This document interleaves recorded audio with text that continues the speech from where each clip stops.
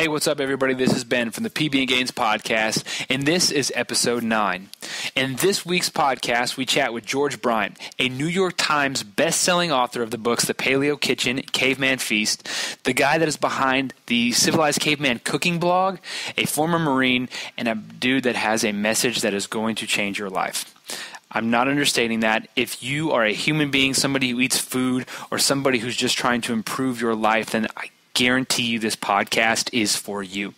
So, like we do every week, we're going to start off with our quote, and this comes from George himself. It goes like this: "You are not in a monogamous relationship with food. There is no cheating, only choices." And on that note, let's dive in with George. And here we go. It's peanut butter jelly time. Peanut butter jelly time. Peanut butter jelly. And this is something that I know I'm pretty excited about. First off, this is Ben. David here. And we're just sitting here talking with, there's a bunch of ways I could really introduce this guy. I saw him at Paleo FX this past May, I believe.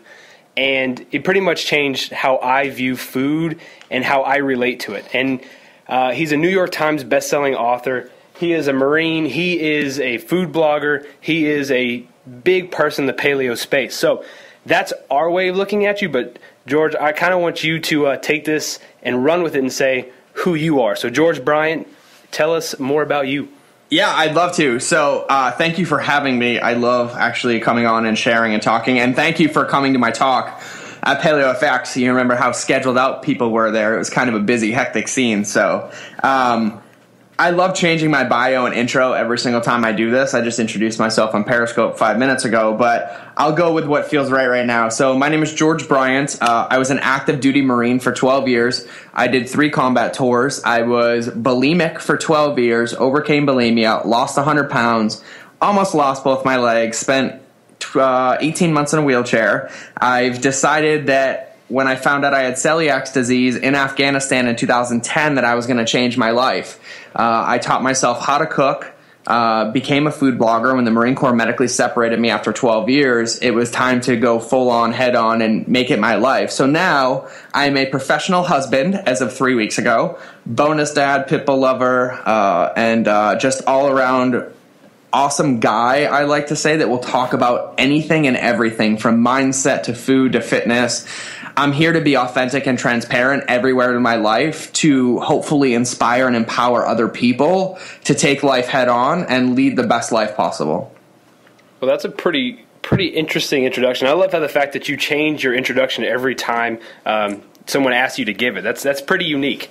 Yeah, well, you know, it's and Ben, if you guys saw my talk, I open my talk on stage, and I do this every time I talk with like 60 seconds of vulnerability, like authenticity. It's like I start the clock, and for 60 seconds, I share how I'm feeling in that moment, not like how I'm supposed to share or how I'm supposed to introduce myself or how perfect I'm supposed to look because I'm on the stage, but like if I'm nervous, if I'm scared, if I'm afraid to talk about something, I use that opportunity to talk about it then and neutralize its charge to allow me the space to share and provide value for people. So I use it kind of everywhere I can. That's huge. That was the first thing that, it caught me tied into your talk. I mean, you hit that right off and said, hey, look, this is how I'm feeling. And it brought me more into paying attention. Not to say that I was just going to ignore it, but it was something that it really spoke to me individually. And from an authenticity, vulnerability standpoint, we're kind of nervous talking to you. I mean, you're the civilized caveman. You're a big deal. Big deal. But just remember, I cook my bacon the same as you do every day. Deep fried? No, oven baked. Oven baked. I gotcha. Oven baked is the way to go. But yeah, and I appreciate that. And that's what I feel like.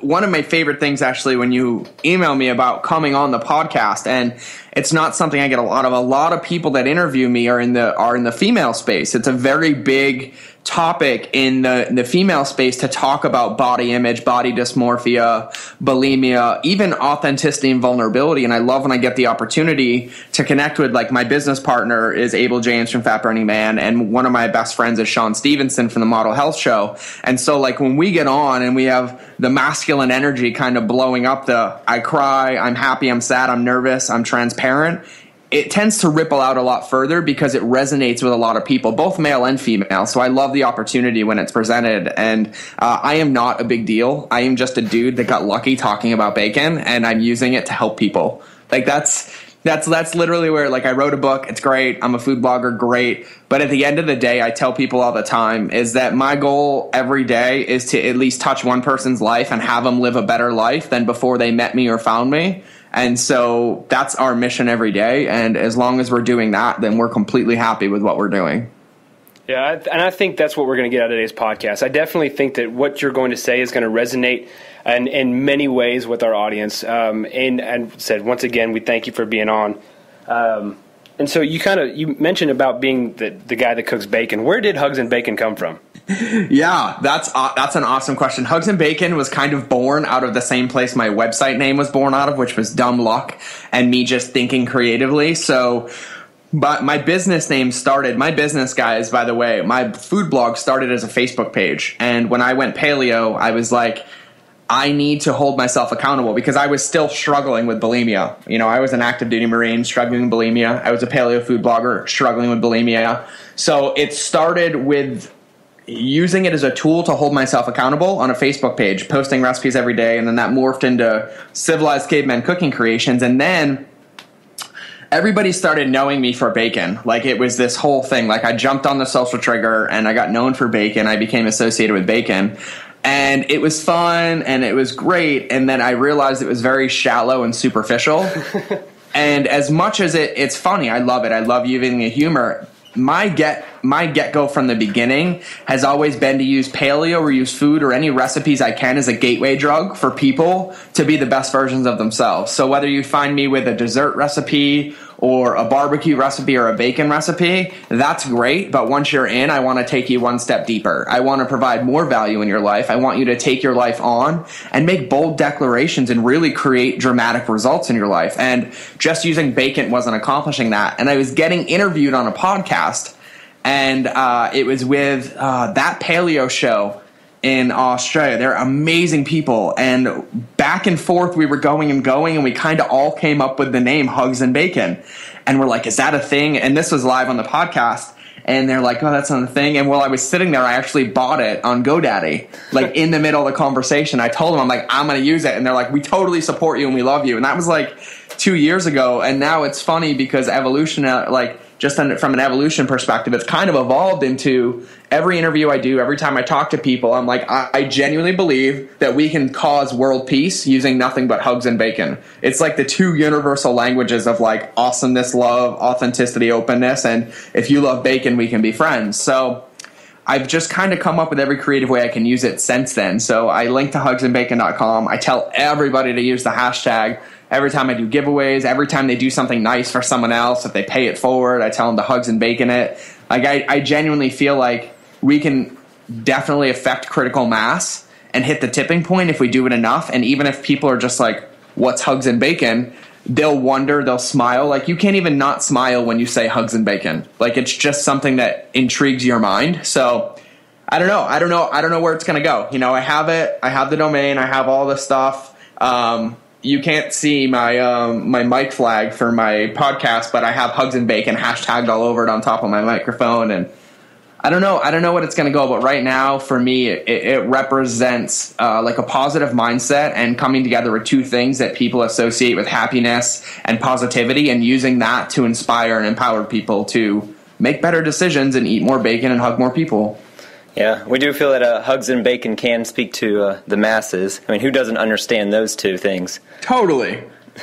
So, you know, it's, and I'm interested to see, you know, I'm going to come back on this in a year and I'm like, oh my God, I remember when they asked me what Hugs and Bacon was going to turn into. And I had no idea. I don't know where it's going to go, but I know that people love it and it resonates with people. And I feel like there's something a lot deeper that I can't accomplish on my own, but it's part of like the Civilized Caveman and the Hugs and Bacon family that, like, together, collectively, we can create something around it. Yeah. So there was an interesting article that came out by the World Health Organization. Yeah. You might have come across it.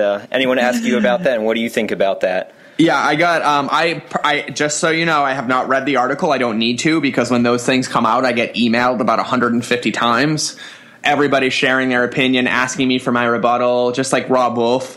He gets them all the time. Oh, yeah. And my rebuttal to those is the less people that eat bacon, the more people, or the more bacon there is for me. So Like, in all honesty and transparency, I've learned to take all media I read and see with a grain of salt, and also remember that just because something goes viral or something catches on, I take it a step deeper and I look at what could possibly be going on, what bills could be passing in the government right now, like what kind of food movement are we missing, like what kind of distraction could this be, or what are people ignoring by focusing this? So I literally don't really believe anything I read in the media about anything food related. I'm a huge proponent of like N1 experimentation. Like literally reset your body, eat as clean as possible, and then when it comes to the quality of food that you eat, what you put in your body, whether it's paleo, primal, vegetarian, or vegan, that you become your own doctor and you take your health in your own hands and you eat things that make you feel good. And you live life a little bit. And I think that my piece of that and the other piece I got from that and everybody's comments were, oh, I can't eat bacon, I can't do this, it's going to do this. And I'm like, we get so sick every day from things that are in our lives that we don't talk about, like the radiation emissions from our phones or our vehicles, or smog if you live in LA, or environmental factors, or the quality of air, or the quality of our water. You can't paralyze yourself to not live your life. Like, you cannot become obsessed with these concepts or these things about your health, whatever it is, that becomes a paralyzing factor and you don't live your life anymore. I don't think that is healthy, and I don't feel like that is a good way to live your life. So like I said, I like to take those things with a grain of salt, and I personally won't stop eating bacon. It makes me happy, it makes me feel good, and it tastes delicious. And as far as I'm feeling good, performing well, and I have nothing bad going on, I'm going to kind of stay on it and keep focusing on the good stuff. So that's my rebuttal to that article. No, that's an awesome way to look at it, because everybody's so vastly different. I think that the cool thing about food is, and I guess the cool and bad thing about it is, food is so polarizing. I mean, that's why you have, even within like the paleo world, there's the different people that are on the spectrum of, I eat bacon for every meal all the time, or just I have a little bit here, and then you get vegetarians, vegans, but smog is not a polarizing topic. You just can't get into that. Totally. And that's actually, and you know this if you saw my talk, that's one of the reasons that I do what I do. And I made the connection after I really cured, like I healed myself of bulimia. It's that the reason I use food, and the topic of my talk at Paleo FX was using food to create breakthrough results everywhere in your life. And here's the thing, no matter what you do, no matter how your life is, how much you work, how many kids you have, what you live in, what you experience, what your career is, no matter what happens, you're going to eat at least one time a day, at least. So if I can use that as a tool to create positive anchors, positive mindsets, and positive shifts in your life, you're going to continually practice this 1, 2, or 3 times a day, and you're going to build more momentum than you ever could going to the gym 3 days in a row, or journaling or anything else, because it's going to become a second nature and a subconscious behavior of changing your mindset and the results that you create. So because food is so polarizing, that's what I like to focus on. We'll get into it a little bit later, but there's a couple rules that you have to associate with that when it comes to food. And because it is so polarizing, and even in the paleo community, how many dogmatic swings there are, which is not healthy. Like, at the end of the day, obsessing over food or anything, whether you're bulimic, anorexic, a binge eater, or even just like obsessive about food and everything else, there has to be a healthy balance. And there's ways to have that healthy relationship with food that support you winning rather than consuming your life, if you know what I'm saying. Oh, yeah, definitely. I think the relationship with food is key. And, you said in your talk that circumstances of life might never change, but how we relate to them can. And so when you apply that to food, we all have to eat. We all, like you said, we all eat. But how we view, say, that same meal, we all sit around and have a piece of pizza, we're each going to view that piece of pizza differently. Yep. Yeah, God, I'm glad you remembered that. I forgot I said that. Yeah, it's and that's such a powerful statement, because here's the thing. I said this in my talk as well. When we live life, we look at ourselves and we internalize, and we're like, okay, I'm great. I do really good at the gym. I show up at the gym great, and then I show up at work great. But then when I'm at home, I'm kind of lazy. I'm kind of lackadaisical. I don't do the same. And we all kind of have this. It's called cognitive dissonance, when your brain convinces you it's one way, but in reality, it's completely different. How you show up in one area of your life is how you show up everywhere. You may not see it and you may not believe it, but if you were to get feedback from the 5 closest people to you and you're like, oh, I'm so awesome at work, but I'm kind of lazy at the gym, they'd be like, no, you're lazy at work too, or you're lazy at home, or you're lazy in your relationships, or with your diet, or with your exercise, or whatever. And that's the value in that, is taking a look at it and realizing that it's just feedback for you to grow. And like you said, and like I said, the circumstances of your life may never change, but you can always change the way that you view them. Everything is about mindset, and everything is about the interpretation that you put on it. Events themselves are neutral. And I love that you brought that back up, because it's actually one of the rules that I tell people, like when you want to have a healthy relationship with food or live life, that's one of the rules. It's realizing that every event is neutral. There is no negative or positive. The event itself, whether you eat a whole pizza or 3 whole pizzas, which I did the day after our wedding, I knocked down pizzas like crazy with my wife, because I was like, babe, I don't got to fit in my suit anymore. And she's like, I don't have to fit in my dress either. And we went gluten-free pizza crazy for a couple weeks. And the difference is when I order that pizza, or when I choose to take a bite of it, it's like, hey, I'm choosing this. It's not being done to me. No one's forcing me to have this. I realize the results that could come out of the other side of this, and if they do come, I just get to choose differently. And the reason I say choose is because when you realize that you're choosing, you have power to make another choice. You're not a victim to your circumstances. You're not I can't lose weight, or I can't stop eating healthy, or I can't kick sugar. And it's like, no, you choose not to do those things because you don't want to get uncomfortable. But I'm here to say it in a pretty much authoritative, hard manner, that everybody is capable of everything. Richard Branson, Oprah, Deepak Chopra, Nelson Mandela. Like, you look at these people and these icons in our country, Martin Luther King, these people in history, they are no different than you and I, except that they chose to be different. That is it. So when I hear people telling me like, oh, I can't kick sugar, I'm like, yeah, I'm sure Nelson Mandela didn't want to smile for the 20 whatever years he was sitting in prison. And it's all a choice, and it's all relatable. So it's just realizing that we all have the power within us to accomplish anything we want, and it's up to us to choose to do that. And we definitely I have tips to do that, but I don't want to keep rambling. I'd rather interact with you guys, because I'm going to take over your podcast in a second. That's fine. Well, so many people come from different backgrounds, and whenever they're cooking the food, how important would you say is like having a healthy mindset when it comes to cooking? Is that going to factor in like how they cook and the way they prepare things? Totally. That's God, that came up. I'm really glad you asked that. You didn't hear me talk about this, because this is what I was on the Sean Stevenson show, and we were talking really like about the depth of relationships and like community and everything else.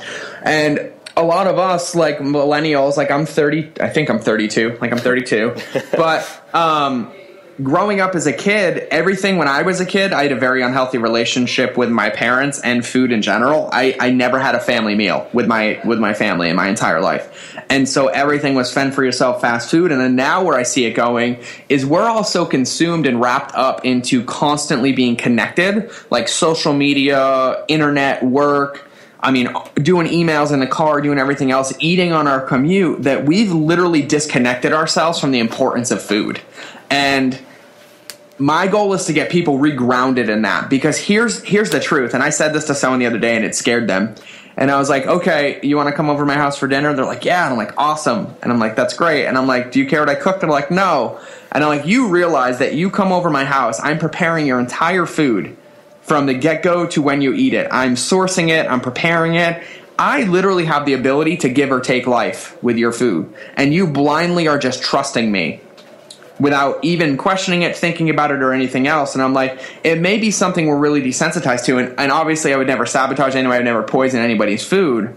But I think we're really disconnected from what food does for our bodies. Like, food provides life, and food provides sustenance. And back in the day, 60, 70, 80 years ago, the difference between how people ate and how their bodies were and health then compared to now is people actually sat down and had meals. They cooked food that was prepared to provide sustenance and life and enjoy a meal together. They prepared their bodies by allowing their bodies to get into a rest and digest state to have their meal, rather than constantly living in this fight or flight, go, where we're not even getting the nutrients from our food. So when it comes to preparing food, and I never had a cooking background, I didn't have anybody teach me how to cook, but I've heard this from everybody that grew up cooking.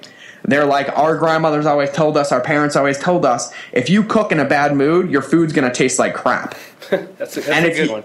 And if you cook in a good mood and you realize what you're providing and the importance of what you're creating, your food will taste delicious, whether you have a recipe or not, whether it's simple or complicated. But when it's prepared with love, you energetically are like passing that on to the food, and you're literally giving life. Like when you cook for your children, when you cook for your wife, when you cook for anybody else in your family, if they don't eat, they starve of hunger.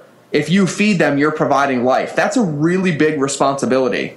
And I think it should be the number one focus in our society, in our community, and in our life. And what's sad is that we're the society and country that complains the most about how expensive food is, but yet we have the cheapest cost of food because of how fake and mutated it is. So I think we really need to get reconnected to what food is and what it does for us, rather than trying to pound it in 5 minutes and get back to work. Because if you don't eat healthy and you don't feed your body, you're going to end up sick, with cancer, hospitalized, diabetes, inflammation, like you name it. You're going to end up there, and you have the ability to prevent it now. So yes, having a healthy relationship with food and viewing it as the importance that it is like key, in my opinion. I totally agree. And I think a lot of our clients that we see when they come into the gym, they've simplified food down to fuel. And while I think that's a good way to relate, it really undermines what food truly is. We do a lot of work with a farm here in the area, and our whole goal in connecting people is to say, like, look, this is how food is made. This is how, animals live their lives. This is how, you're able to understand the butchering process and really start from beginning to end, and just remove the idea that, hey, this is not just a carb. It is not just a calorie. It really is a complex system. And so, like you just said, I think you nailed it. And understanding that when you do feed your family, because I know all three of us, we all have children. Yep. And so to say, like, that's a heavy thing to think about. But I think in turn, it makes it more worthwhile. Totally. And what I think what you just said, that I want to take one step deeper. I've seen a lot of that shift. I'm very active in CrossFit, and, that's the whole world of like eating for fuel because I have to train 3 times a day because I think I'm going to win the CrossFit Games. And I'm like, well, you're not going to win the CrossFit Games. No offense. And you need to eat food. But I think people are always looking for the fastest and honestly laziest way to classify things. And here's the problem. People do classify food as fuel, but they don't do it in a manner of which they're actually considering the quality of the fuel. Like if someone said, hey, I'm putting fuel in my car, they know they're putting unleaded gasoline in their car and not diesel. They focus on the quality of the fuel they're putting in because their car engine won't run if they put in diesel or water or biofuel or vegetable oil. It only works if they put in unleaded gasoline. What I think the disconnect is that people just throw this overarching classification of fuel on like, I can eat whatever I want and my body's still going to be fueled. And I'm like, really? I'm like, great, let's go pour water in your gas tank and let me see how far you can drive. And everyone's like, oh, that's stupid. And I'm like, yeah, you can replace your engine, you can buy a new car, you can change your oil, but you can't do that to your body. You only get one of them. And if you destroy it, you're done. And so I'm glad that you guys connect people to the farm and to the process. And I think the step further for people is, even if the ones that want to see it as fuel, making sure they focus on the quality of the fuel and they're giving their body what it actually needs. And so, I don't know, I could rant on this one. I get pretty upset about this one kind of often, but I'm not in the mood to yell today. So if you're listening, focus on the quality of your food and feed yourself gasoline that makes your body perform like a race car, not some putz beat up 74-year-old vehicle. That's the best way I've heard it put in a long time. Yeah.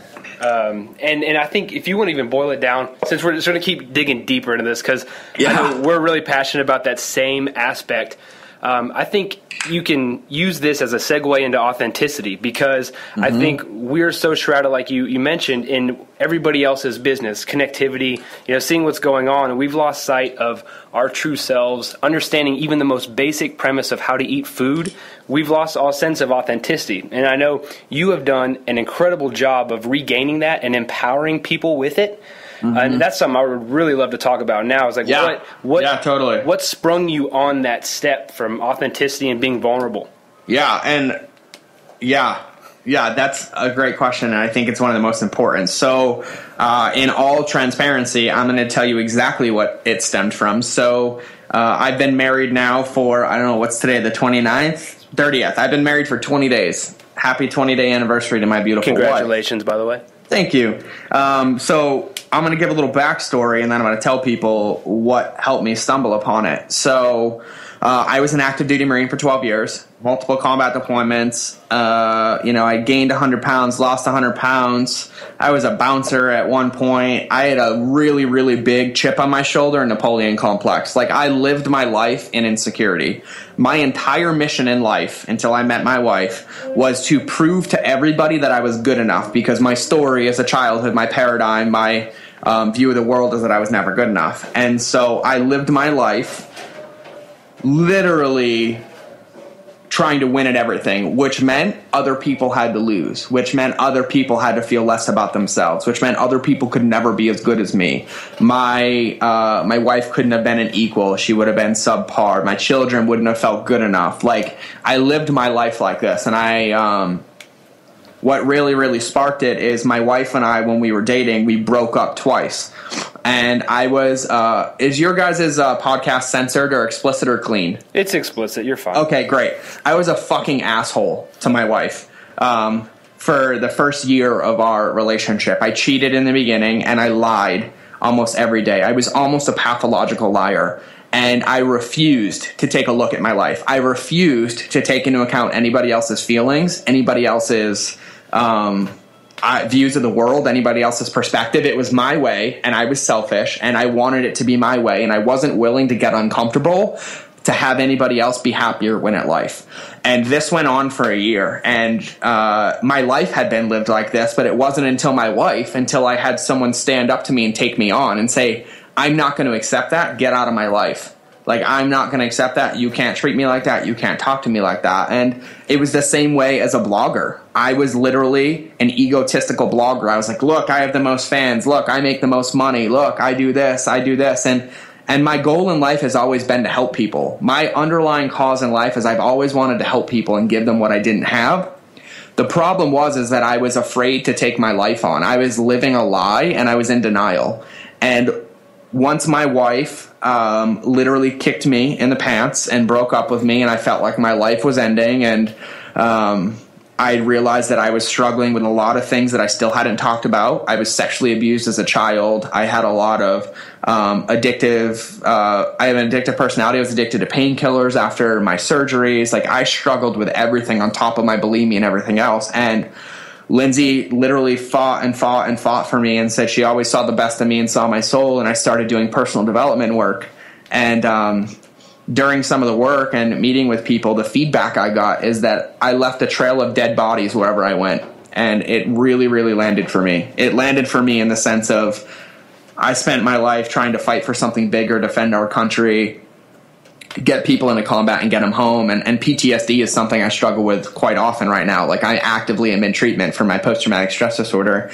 And that feedback kind of hurt. And I started to realize how much it was hurting my wife, how much it was hurting my bonus daughter.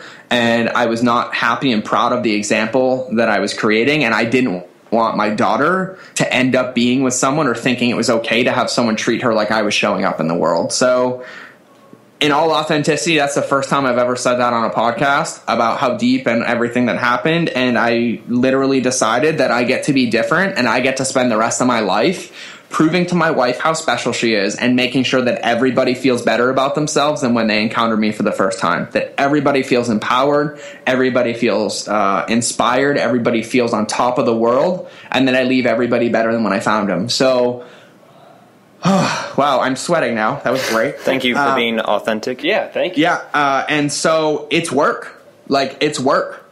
And I shared on stage. I don't talk to my co-author. I don't associate with many people in the paleo niche anymore, because one of the things that I realize is that it is okay to maintain your energy and separate yourself from toxic people. You don't have to prove anything to anybody. and you get to focus inward and love yourself and be content with your energy and focus on what's important to you. And my number one is my family. My wife and my daughter are always going to be my number one, and they will come above everything. And when I really got grounded in that, I was able to have the ability to take my life on. And so from an authenticity and transparency piece, the 3 minutes that I just shared that was about as authentic and transparent as they come. But here's the piece that was the big connection for me, is I lived my life being afraid to get uncomfortable. I lived my life like everything gets to be happy and I can't do any wrong and I can't upset anybody. And the truth is that I now truly believe that life's beauty lies in the messy details. Life is more powerful, life is more valuable and more amazing when you are willing to roll your sleeves up and get messy and be real. Like, I cry probably every other day. My wife and I work together on everything. There's days I upset her. There's days that things don't go well. I get really insecure about my business. I feel like I'm not doing good enough, like I don't make enough money. I'm not touching enough people. I struggle with my PTSD. I wake up from nightmares. I feel guilty for the 7 Marines that I've lost to suicide. I cry about it. I feel bad for their families. I blame myself. I have a service dog who, helps me a lot, but I live my life like this. And I feel like the true value for anybody listening is realizing that who you see with me online or who you see with me on stage is not who I am 24 hours a day. You're getting a 25 to 30 minute snapshot of what you think my life is like, but my life is a mess and I love it. I love that we get messy every day. I love that there's days that I upset my wife and I can grow, take a look at it, get uncomfortable, focus outward, and create a different result and also grow as a person to become a better husband and a better person in this world. Every day is an opportunity to grow. Every day that you get feedback that you may not be showing up, or your spouse or significant other or friends like, I don't feel like you hear me, I don't feel supported, I feel like you're selfish. The only thing that you can do is listen and take it as feedback. You're literally getting a roadmap on how to be the most amazing human being on the planet. And every time that you're tempted to say no, dispute it, negate it, say but, you're insecure and defensive. And that's why I said you have to get comfortable being uncomfortable, and you got to be willing to take your life on. You don't get to the top in this world by putting other people down and thinking that you're always right. You get to the top of this world by always listening and wanting others to succeed more than you want to succeed yourself. That's like literally the secret in my life, at least. And I hope that lands for someone. But I don't know, that's about as authentic as they come for me. I haven't shared any of that before, so. The authenticity it's going crazy in this place. I think you're going to help more than one person in this conversation. And if this is a continuous thing for you, which it seems to be, I'm not, trying to say it's not, because it truly seems like that's the one thing that draws people to you. You're definitely changing lives, and that's something to take home for every relationship we have, whether it's with a spouse, a child, a client, a coworker, is being real, because things are going to get dirty, and you have to be able to, like you said, roll your sleeves up, get to work, and then challenge that, because it's real. Yeah, who said it best? Russell Simmons, Uncle Rush from Run DMC, he said it. I saw him post about it, and he said, the pain of dealing with it now will always be less than the pain of the regret of never trying. And I apply that everywhere. We live a life, whether we are, focusing on our goals with fitness, with nutrition, on being a better parent, on being a better employee, on being just a better person. We go through the day and energetically we feel when things aren't working. And a lot of us have this go-to, myself, I'll just speak for myself, have this go-to that it's easier to avoid. It's easier to say oh, this feels uncomfortable, I'm not going to talk about it. I'm just going to walk away, or I'm going to change the subject. And the true growth happens in life when you're a heat-seeking missile for what you fear most. Every time that something like that comes up, you got to be like, you know what? Fudge it. Hey, I don't feel good because this scares the crap out of me. And I'll give you an example. Last night, my wife came home, and we're waiting for all our wedding photos, and Lindsay's hair was not done like it was supposed to be done, and she is struggling a lot because she hates her hair in the close-up pictures. I think she looks gorgeous, but what she had practiced with her hairstylist over and over and over again was not done. And she didn't look in the mirror and didn't see her hair on our wedding day. She didn't see it until the picture started coming back. So she comes home and she's really, really upset, and as she described it, quite crabby. well, I'm her husband. I want to fix it, right? Guys, most people in life, we want to fix things. And she's here and energetically, like, it was stuck. Like, it was really heavy because I was taking it personally, even though it has nothing to do with me. And I just wanted to make it better. So, like, I literally, like, every minute I was going up to my wife and I was, like, kissing her or touching her or trying to start a new conversation. And she wasn't responding at all. And then after about 5 minutes, I walked up to her. I said, all right, this is really awkward. I've tried to awkwardly start 5 or 6 conversations because I don't know what to say. I just want to support you and I'm extremely uncomfortable. And she looked at me and started laughing. And what I realized is that in that moment, I was rewarded for calling the black sheep in the room out and acknowledging it. And it created a space for humor and for true connection outside of some false, let me make you feel better, let me pat your back. It's like, hey, I don't know what to say and I don't know what to do, but I care about you and I'm willing to do anything. And this is really friggin' awkward. But the space that it created depth, and it shifted her out of crabbiness. We got to have a conversation. We got to be really connected. So that's just a real world example of like what happens in my life every day. I'm going to try that. I know with my wife and I, we try and kind of bust some humor into certain things, and my timing's a little off, so I'm going to try the awkward approach. That sounds pretty good. Well, and like, here's the value in it. Here's the true value in it. And you know what? We're like deep in this, and I know a lot of people are listening. I'm seeing comments out of the corner of my eye in Periscope, and people are like, holy crap, this is deep. What do I do? And I want to make sure that I'm giving you and everybody else some tools to succeed. And you've heard these tools before. You saw my talk at Paleo FX, but they're really simple. And this is the same thing when you're dealing with anything, whether it's your relationship with food or your relationship with a significant other or your relationship with work. You have to live by these premises because it's the only way to succeed. So the number one rule is that you have to live by no fault, no blame, no guilt, and no shame. Everywhere in your life. So we spoke about it earlier about how events themselves are neutral. And I get that landed for you. You remembered it. You take the neutrality of event away when you take it personally, or when you feel guilty, or when you feel at fault, or when you blame yourself or other people. You take the neutrality of the event away, and then it no longer becomes neutral, and you can't see the growth opportunities in the event itself. And I'm going to give you an example.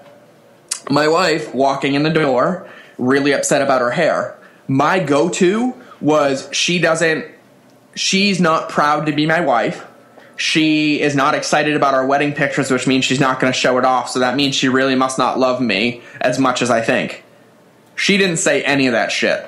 I made it up. None of it was true, but that's where my head went.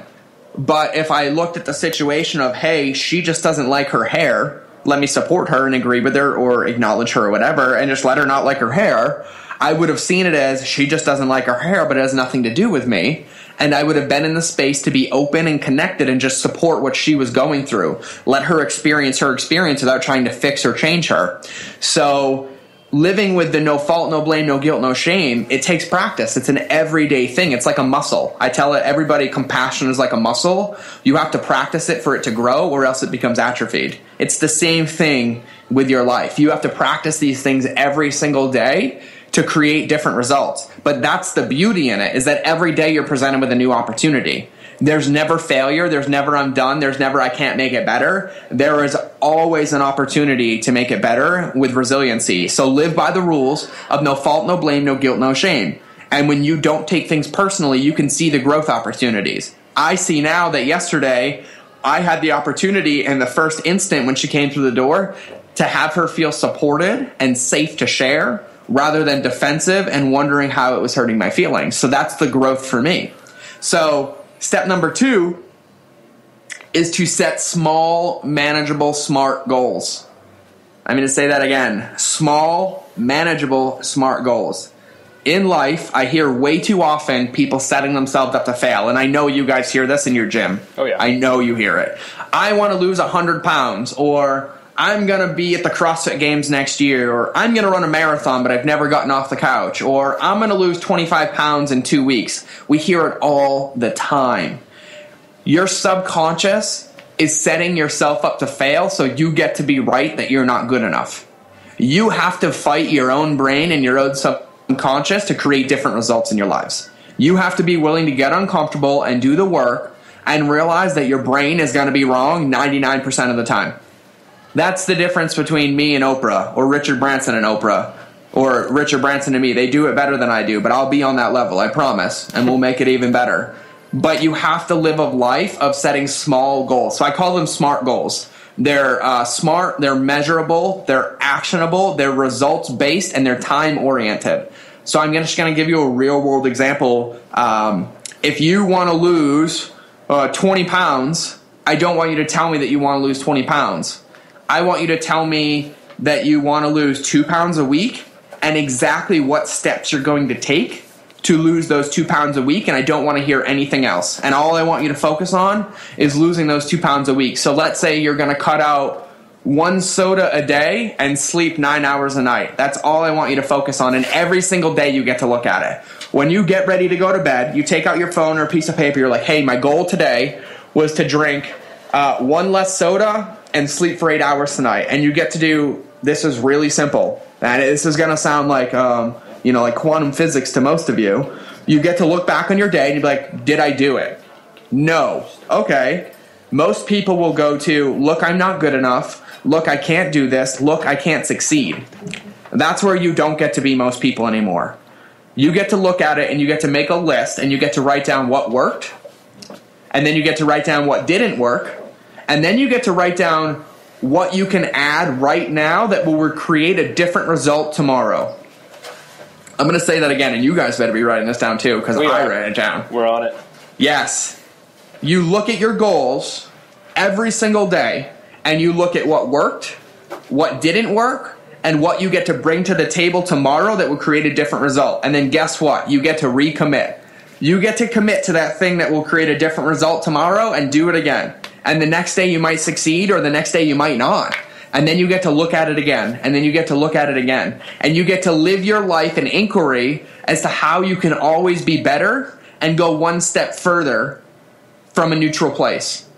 So never punishing yourself, no fault, no blame, no guilt, no shame, realizing that everything is feedback and an opportunity for you to grow. So that's number 2. And then number 3 is celebrate the shit out of every win. I love that. With bacon. With bacon. With bacon. And hashtag it Hugs and Bacon. So I did a podcast with Ben Coomer, and I challenged people. And I'm going to challenge your listeners right now. Please do. Because this is where the rubber meets the road. Of everybody listening right now, I found that like less than 5% of people will take this and put it into practice. They're going to listen and they're going to say they're going to do it, but yet they're going to put it off. They're going to do the, I'll start tomorrow. There is no freaking tomorrow. There's only right now. And if your first thought was, I'll try this later, you're going to fail again. And you're not going to change and you're not going to grow and you're going to end up in the same miserable, vicious cycle that you're currently in, no matter where you are in life. The only way to create different results is to do something right now. So I'm going to challenge every one of you that's listening. I want you to write down 3 things that you are looking forward to in the next 7 days. And you have to tweet it, post it on Instagram, post it on Facebook, post it on Pinterest, and hashtags it Hugs and Bacon. I don't care if you tag me, tag PB and Gainz, post it on their social media. I want to see how many of you are actually going to take your life seriously and create a different result. Because every single one of you has the power, but it's up to you. No one's going to hand it to you. No one's going to hold your hand. No one's going to lose the weight for you, make you happier, make you sleep more, make you a better wife or a better husband. Only you can do it. And it's when you are willing to take a step in the right direction and get frickin' messy. So I challenge every one of you. No, I think that's great. I think definitely having some accountability there with the tweeting it out, putting it on Instagram, whatever it is you want to do to share it, please do. Because once you throw it out into the universe, you have some accountability coming right back at you. That's it right there. And that's the other thing too. And you know what? I didn't go as deep as I did here on some other ones, but I'm just going to say with that piece of putting it into the universe, and I love that you said that, I have a lot of history that I could be ashamed about. As a man, I was raped twice by women, both times non-family members. So I struggled with sexuality for a very long time, and it's still very prevalent in my life. And then as a man, I was bulimic for 12 years, which is a whole nother can of worms. And so every day, these challenges arise and these opportunities for me to speak about these things and inspire and empower other people come up. And there's days that it's a challenge. There's days that I tremble. There's days that I shake. There's days that I don't want to share. What I've learned is that with our brains and our subconscious, our brains make everything at least 1,000 times worse than they actually are when we do them. So, for example, when I spoke on stage at Paleo FX, you may not know this, that was the first time I ever spoke about my sexual abuse. Really? Ever. My wife was the only person who knew leading up to that point. And I chose to get on stage and to do it. And here's what happened leading up to it. I was nervous. I was scared. I thought people were going to judge me. I thought people were going to get up and walk out because there was something wrong with me. Like, those were the stories my brain was making up. Here's what actually happened. I spoke it, and the exact opposite happened. It created connection. It created openness. It created empowerment for me. It created self-esteem and confidence. And I saw the energy in the room shift to people being like, wow, this is serious, and I can have a different life. So what I tell people all the time is, as often as possible, practice being authentic as many times as possible and speak every single thing you can into existence. When you put it into the universe, it neutralizes the charge and it takes its power away over you. When it lives in your brain alone, it runs you. It's your narrative. But when you put it out there, it no longer runs you, and you're free from whatever judgments you could be making up about yourself to create different results in your life. That's massive. Our brain is our worst enemy, and I think definitely being authentic from that mold to come forth and say, hey, this is who I'm going to be, this is the intent that I'm going to have when I put these actions into place, that's the biggest thing you could possibly do. Yeah, and just so, because a lot of people think, and like I don't want people to think like I run around with this beautiful life. My life is beautiful because that's how I choose to see it, and we do the work every day, and the sexual abuse thing is still very, very for me. And it happened when I was 9 and 13. It's been 20 years, and it's still me because I just started talking about it. So just so you guys know how we hold each other accountable in our relationship, after I spoke at Paleo FX, or maybe it was before, but Lindsay was the only one who knew, and I was really struggling with it. I was really, really struggling with the stories I was making up about myself as to why someone would choose to rape me or abuse me or how less of a person I was. So Lindsay and I were actually away on vacation at a hotel in the mountains, and I was struggling with it, and she didn't want me to struggle with it anymore, so she challenged me, and she said, I challenge you to go pick 3 strangers in the hotel at random and tell them all that you were sexually abused. And most people listening right now might think that I'm batshit crazy or that my wife is batshit crazy, which neither of us are. We just realized the power of it, and we were in the hotel, and she walked with me. And I remember all 3 sets of people that I went up to, and it was hard as hell. Like, I made it hard as hell because I was nervous. I was working myself up. And the first person was an older gentleman, and probably in his mid-50s, this really jacked, muscular, venous dude, like bodybuilder type. And I'm like, of course, I struggle with masculinity and male characters in my life because of my past. So I'm like, of course that's who I'd pick. So let me go up to him. And I went up to him, and he looked at me, and he didn't say a word. Like, his jaw was kind of like open on the, like, dropped to the floor, and this guy was a lot bigger than me. And I just talked for a minute. I said, hey, my name is George Bryant. Do you mind if I share something with you? And he said, no, absolutely not. And I shared, and I was like, I was sexually abused twice as a child. When I was 9 and 13, I was raped by non-family members, and I currently struggle with my sexuality and feeling confident as a man because I think that defined me. And he looked at me, he's like, man, thank you for sharing. Like, you're awesome. And then he just walked away. And I was like, okay, that was good. I didn't expect that response. Then the next response was a woman and I think it was her daughter, but her daughter was probably 17 or 18. I shared with her, and she, same kind of response, but she asked me if she could hug me, and then she hugged me. And then the third one, I actually walked into the restaurant, and there were 2 gentlemen, like business executives. They were in suits, sitting down together, like super, like stock market type guys. And I went up to them, and I sat down, and I shared with them, and they asked me to sit down longer, and they thanked me for inspiring and empowering them to be vulnerable and authentic as men. And it was kind of like really, really rewarding and encouraging. And since then, I really have not struggled at all, like being open about it. I still have the nerves, and I still have like the anxiety leading up to it, but I have no shame sharing it. I don't make up judgments on how people are going to talk to me. And it was probably like the single biggest breakthrough for me when it came to my sexual abuse. That's powerful stuff. I mean, to be able to share stories and be able to share, period, anything, and you be able to provide good content from a kind of like that spiritual sense, that closeness sense, like you talked about going up to people in the hotel and the restaurant. I think a big thing for you, like that, at least it comes across from our side, is a therapeutic aspect with cooking. I mean, being able to put that out into the world as well and have that enjoyment there. What are some things that you can say for somebody to be able to tease that enjoyment of cooking into that whole aspect? Is there a weird way to tie that into each other? Totally. And yeah, if you guys forgot, I'm a food blogger. Just in case. Just in case we didn't talk about that yet. So I really appreciate you tying that in. Food for me, cooking for me was my healing. Like, it was my saving grace. Like, it started as a tool to control, and I'm doing the quotation marks with my fingers right now, to control the bulimia, which is a myth. You can't, control eating disorders or addictives. And it turned into also the medicine that cured. And by that, as I developed a healthy relationship with cooking, I realized that everything that happened in the kitchen was a representation of what was happening in my life. Whether I would try a recipe and it didn't turn out and then I would quit before I tried it again, or I let my creativeness flow and I created something that tasted delicious right off the bat by trusting my gut. It was literally a metaphor for my life, and it was a representation of how I was living my life. And so for everybody listening, I genuinely believe that no one has the bullshit excuse that I don't know how to cook.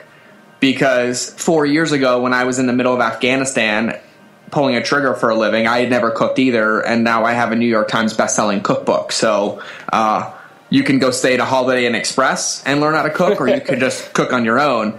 But every single person is capable of this, and I think the value comes from realizing that the beauty is in the simplicity of the ingredients and the process itself. I'm literally getting ready to launch a whole new series on my site called the Quick and Easy Recipe Series, because I myself have become disconnected from the value of simple cooking and what it means for the mind, the body, from a therapeutic standpoint. And everything in the paleo niche and food blogging niche became like this one up. Like, I'm going to make it better than you. I'm going to make a triple stuffed, quadruple chocolate Oreo paleo brownie with coconut milk ice cream topped with a caramel drizzle. And it's like, no. Like, we have to stop the insanity, and we have to give people things that are applicable to their life to help them win and succeed. So I'm going to release, probably the next 30 recipes that I release are all going to be single ingredients, back to the basics, multiple ways to cook a single ingredient and have it taste delicious with as little effort as possible, as little dishes as possible with the biggest reward, so we can all focus on the fact that food is what gives us life, and we're all capable of incorporating it into our daily schedule. So from a therapeutic standpoint, anybody listening, I just tell you to relate to the kitchen in a fun way. Use it as like a trampoline park. If you would go to the trampoline park with your kids and bounce around, even though you don't know how to do a backflip, it's the same thing. You can go get in the kitchen even though you don't know how to cook. It's all about experimentation. And you very quickly learn what works and what doesn't work. What works for you may not work for someone else, but you learn the ropes and you learn the process to have yourself win in the kitchen. What wins for you, what wins for your family, your process on it, whether you batch cook on a Sunday or whether you cook every night, whether you partially prep foods throughout the week and then throw them together in quick meals. But having that tool will spark your creativity. It will spark your groundedness. It will spark like your openness, because you can't cook over the stove while you're on Facebook and Instagram. You can't chop ingredients while you're playing on social media, looking at someone else's insecure projection of what they want you to think their life is. You actually have to be connected to your own life and look at what's working and appreciate it while you're taking it in. So everybody should cook. How's that for an answer? I agree with that.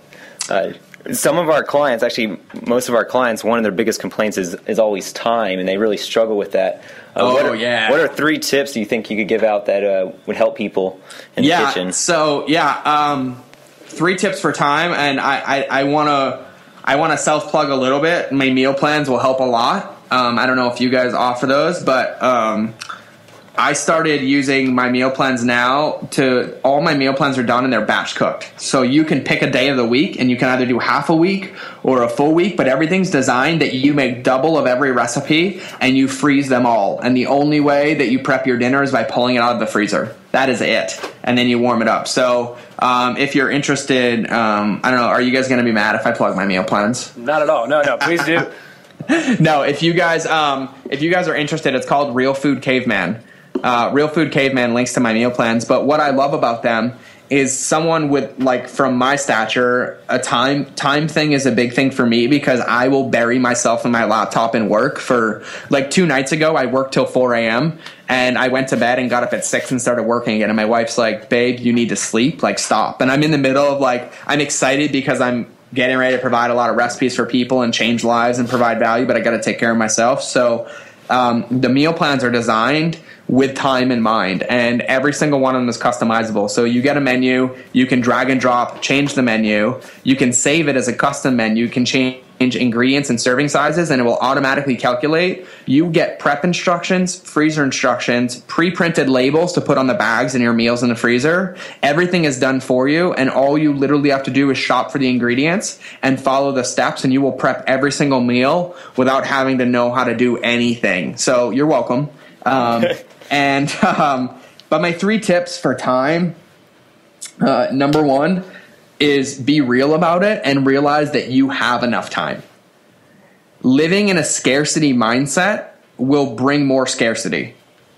And I just want to say that again. Living in a scarcity mindset and always focusing on what you don't have will bring more of it. There's a saying that I heard in the personal development community, and Lindsay and I use it all the time, and it's what you resist persists. And what you focus on, you'll get more of.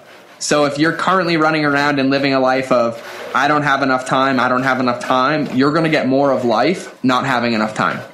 And I know that may sound really silly and kind of deep, but think about it. Like, literally think about it. Because if Ben and I or David and I were to take a look at your life and you gave us a schedule of your day, and you actually had to write down everything you did all day, we would probably tell you to delete the 2.5 hours off Facebook, the 37 minutes on Instagram, and the 24 minutes on Pinterest to make time to take care of yourself. So realign your priorities and focus on what you do have, which is plenty of time. Tip number 2 is realign your priorities. Make a list of what the most important things that you need to accomplish every day are and focus on that list. Allocate time to them and make a schedule and make sure you give yourself the time to accomplish those important things, the ones that are important for you, like the personal development or the self-pampering or the making sure you sleep a certain amount of time. Start there and plan backwards. If you have 24 hours in a day and you know that you only function if you get at least 8 hours of sleep, you now only have 16 hours to plan your day and you're not allowed to cut into your sleep time. You need to keep your commitments to yourself so you can win. And then number 3, hustle harder. Like, number 3 is hustle harder. Because what I find is that when I complain to my wife that I don't have enough time, or that I don't have enough time, or that I don't have enough time, she calls me out and says, BS, I saw you procrastinating, and you may think you were focused on tasks, but you were trying to do 6 different things at once and didn't do any of one thing good. So hustle harder and focus on one thing at a time. We as humans like to think that we can multitask. And the truth of the matter is that we're really not good at it. You only have 100% of energy, and you need to give 100% of your energy to everything that you do and make sure that each section gets its 100%. Those are my 3 tips, and I just made those up, so those were good. Those were. I like that. Since time is a big thing, and we were looking at, and you are also a big family guy too. You said you're a... Yes. So we were seeing how you get your family involved, well, maybe cooking meals. Yeah, no, of course. And I got nothing but time when it's adding value to people's life, so I don't want to infringe on yours. But to get my family involved cooking meals, so from the beginning, Lindsay has raised our daughter. She's my bonus daughter. She's been my daughter for 3 years now. But from a very young age, Lindsay has raised Cheyenne to be self-sufficient. So when Cheyenne was 2.5, she would say, Mommy, I'm hungry. And she would say, great, let's go cook something. And she wouldn't cook it for her. She would teach her how to make something. And it wasn't anything crazy like Eggo waffles or freezer food or things like that. And now our daughter is 10 she typically wakes us up in the morning and says, hey guys, I ate breakfast already. My lunch is made and packed. Can you get up and take me to school now? Nice. And so what we do is we really focus on, with our child, both in food and out of food, is into empowering and inspiring, not handling. You know, as a parent, I catch myself doing this because I'm new to this parenting thing. I'm only 3 years in, and I catch myself always wanting to handle it for her, or do it for her, or be daddy and take care of daddy's girl and fix it. And what that does is that enables more.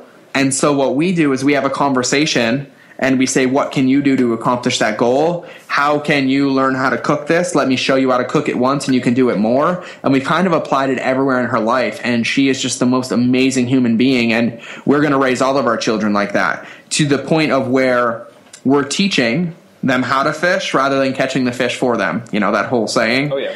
And you can start at a very young age. And so if you're wondering on how to get your kids involved in the kitchen, make it fun. You know, Cheyenne's having a house. So tonight, by the way, I'm the only man in the house. I have a female pit bull who's my service dog. I have a 10-year-old daughter and an amazing wife. And then tonight there's 6 other 10-year-old girls coming over for a Halloween party sleepover. And daddy is in charge of the kitchen activities, cooking the brownies and everything else. So my only goal is to make it as fun as possible, you know, to let it be freeing, to be a child, to laugh with them, to let them make a mess, and to associate the experience as something fun and they want to come back and do again. Rather than keeping it clean, do the dishes, only eat one brownie, like, let them live in the experience, let them collect that experience in their life, since that's what we do in life, is we collect experiences. And let's create a positive anchor that they always want to keep coming back to the kitchen. And every time they think of the kitchen, or every time they think of cooking, it's some positive memory that they look back on that makes them want to do it again.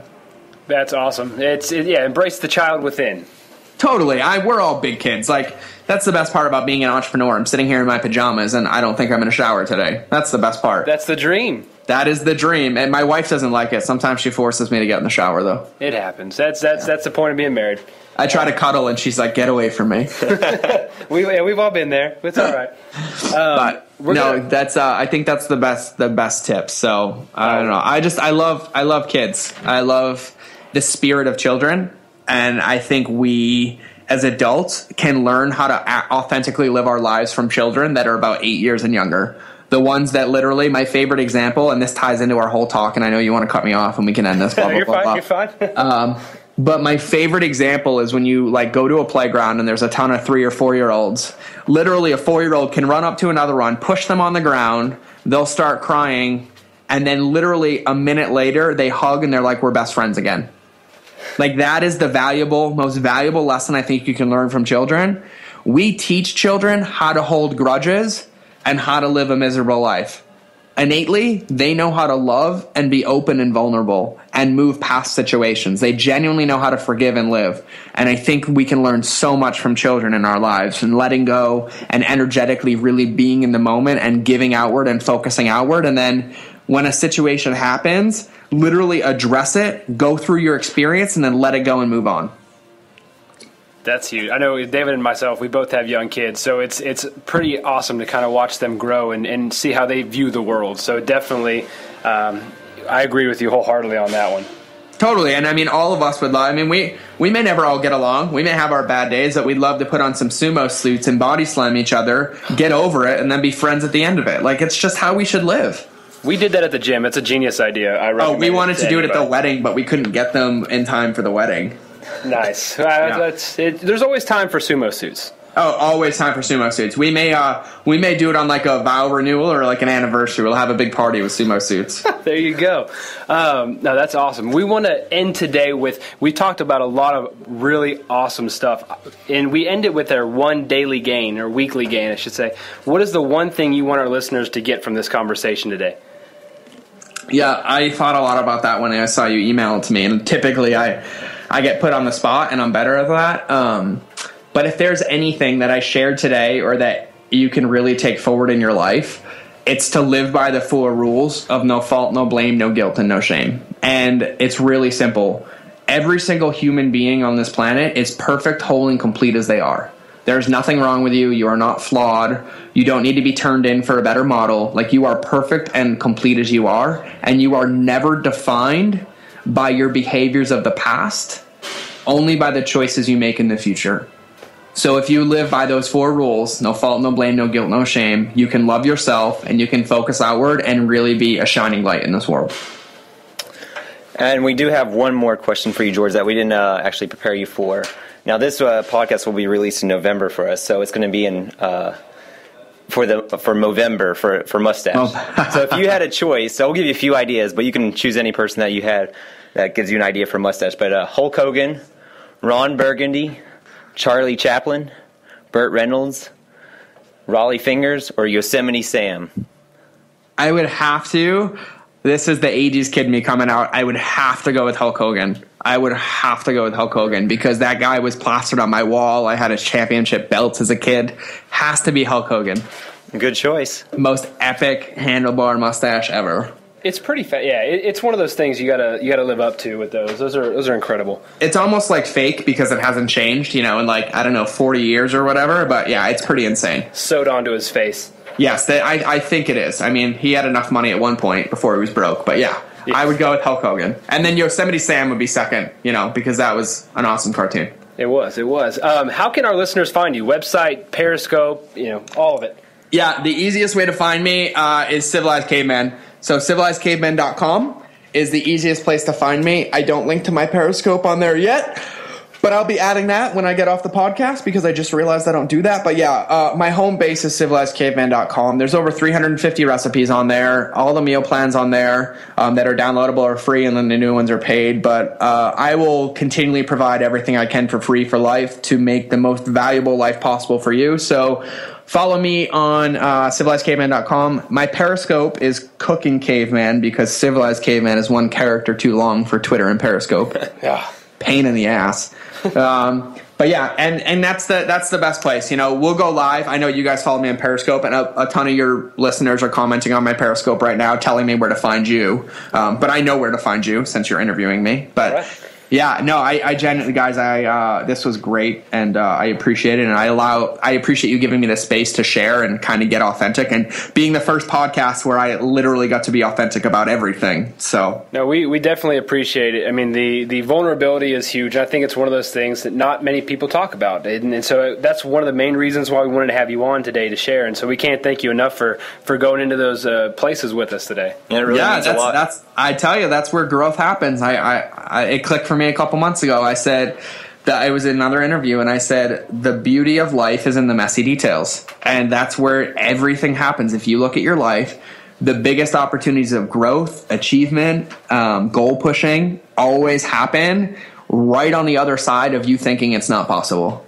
Yeah, and it really means a lot to us and our listeners. We appreciate it. Oh yeah, I love it. We'll have another party. We'll do a recap episode down the road when you clock some more guests on here with some sumo suits. Sumo suits live. We'll do a Periscoped podcast live in sumo suits. Totally down with that. Well, again, thank you very much, George. Best of luck with everything you guys got going on. Awesome, guys. I appreciate it, and have an amazing day. Thank you. You too. You just listened to episode 9 of the PB and Gainz podcast. Thank you so much for taking time out of your day to take in the good word that George was kind enough to share with everybody. If you liked what you heard, please pass this along to a friend, family member, coworker, somebody who you think would really, truly benefit from the message that you guys heard today. So if you want more of PB and Gainz type stuff, check us out at AVENUfit.com, AvenueFit.com. Check us out. 5-star review on iTunes. We would super appreciate that. Or any type of review. And then feedback. We'd love to hear feedback, what you enjoyed from the show, what you would like to see us do more of, different things like that. So that is today, episode 9. This is the PB and Gainz podcast, signing off. See you guys.